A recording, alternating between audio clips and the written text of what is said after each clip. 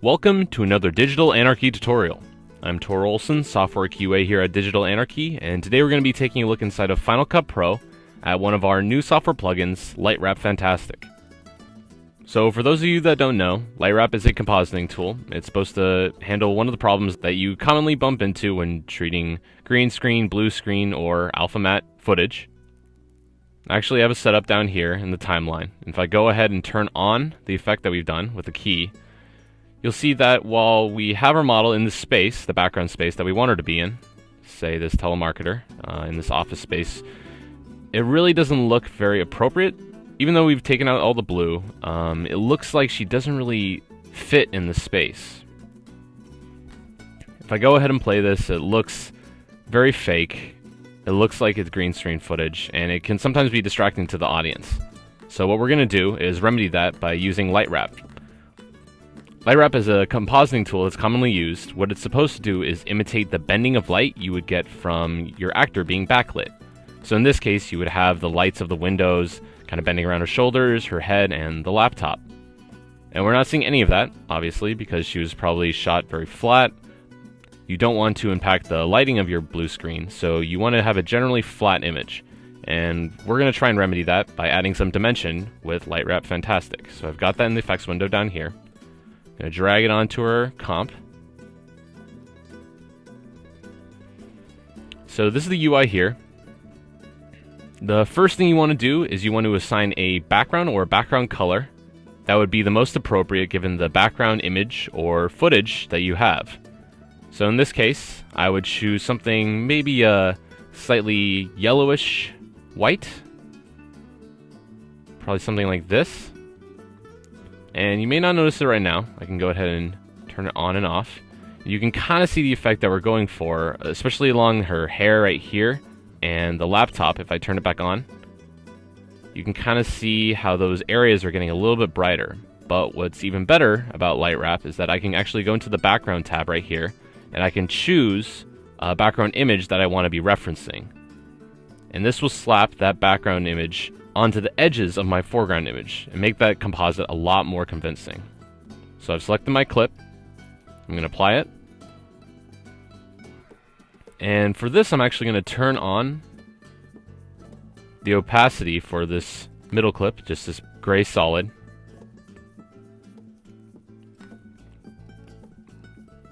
And this will enable me to be able to switch between them, and you'll be able to see the effect a lot easier.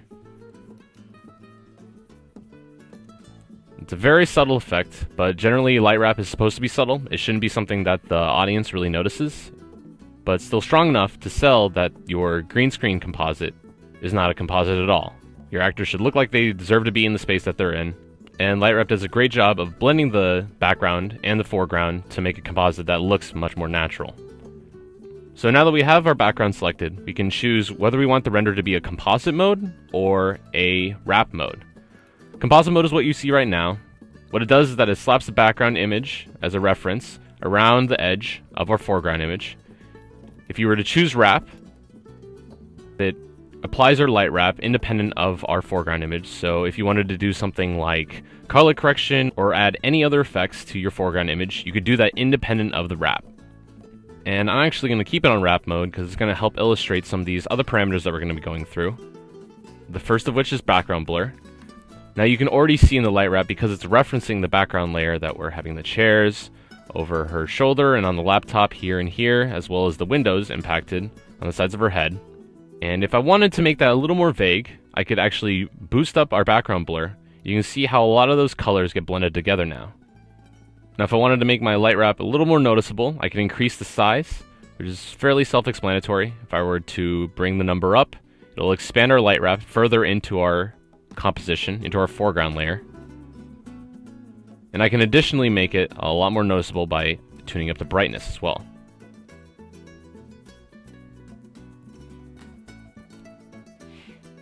If I go back to composite mode, we'll be able to see that we have several different blend modes that we can play with. The default is soft light because you want LightWrap to have a very subtle effect. It shouldn't be something that the audience outright notices, just kind of lends itself towards the compositing. But in this case, it might make sense for me to choose something like add, because we have our model in this very bright room. Now this is obviously very heavy-handed. I could bring down the size. So that's just maybe at the edge of her hair. And of course bring down the brightness a little bit as well. For something like that. So now we have an effect that really makes our foreground image pop. Now we also have different mask styles. Now because we have it in layer mode and we're not referencing any other mask input, it makes sense that the entire composition is going to have light wrap impacted. So that's why when I turn it back onto wrap mode, you'll see that the border of our entire foreground image is being impacted by light wrap. But this is not always appropriate. Say I had a window over her left shoulder, but in the rest of the room, there is no window. So it'll really only make sense for there to be light on the left side of her body. In that case, I could go into our dropdown and choose gradient mode. If I scroll down here, you'll be able to see that now we have a bunch of more parameters that we can work with. Can't really see how the light wrap is being impacted. I mean, I can tell that there's a gradient here, but I can't really see where it is. If I click show mask though, you'll be able to see how the light wrap is being applied. I can then adjust its movement, increase or decrease the size. In this case, I think I'll decrease it. And probably change the direction. We're imagining the window is kind of up and over her left shoulder. In this case, I'll probably bring it down a little bit as well. So we're kind of having that fade off happen around the top of her head, just right around there. Just like that. At this point, I can turn off show mask. And this is the look I was going for. If I turn it back to composite mode, you'll be able to see the impact that we're having.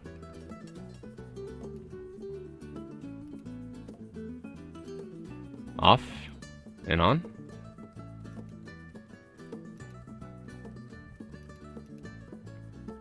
Additionally, in Final Cut, if I wanted to do some more finessing with the light wrap, maybe I have some furniture or a cabinet here that's obscuring the light over one of her shoulders, I could choose a mask input that either has an alpha channel or is black and white, in which case I could use a Luma Matte.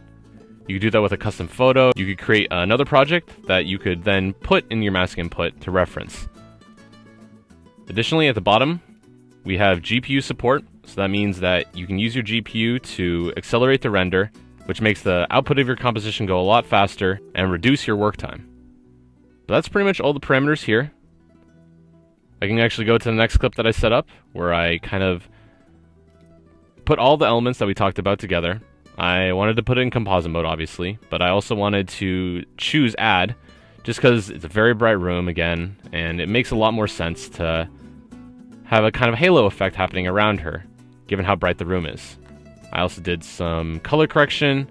This is what it looked like before and after, just to kind of reflect the look of the lighting that's in the background. And by having all these little tweaks here and there, like the color correction and like our light wrap, we can make our composition look a lot better than it did before. Here's what it looked like originally with no color correction, no light wrap, with the color correction, and with our light wrap.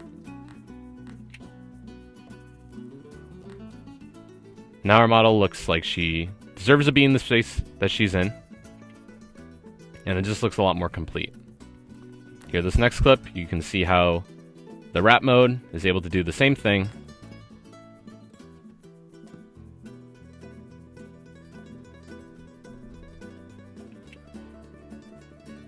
Additionally, if you wanted to reference a video, have some extras walking around back here in your background, you would be able to reference that as well. But that's really all there is to light wrap. If you want to take a look at light wrap on your own footage, you can go to digitalanarchy.com, where we have free tutorials, as well as other plugins, and a lot of other cool goodies for your enjoyment. So check us out. Again, I'm Tor Olson, Software QA here at Digital Anarchy, and we'll see you in the next tutorial.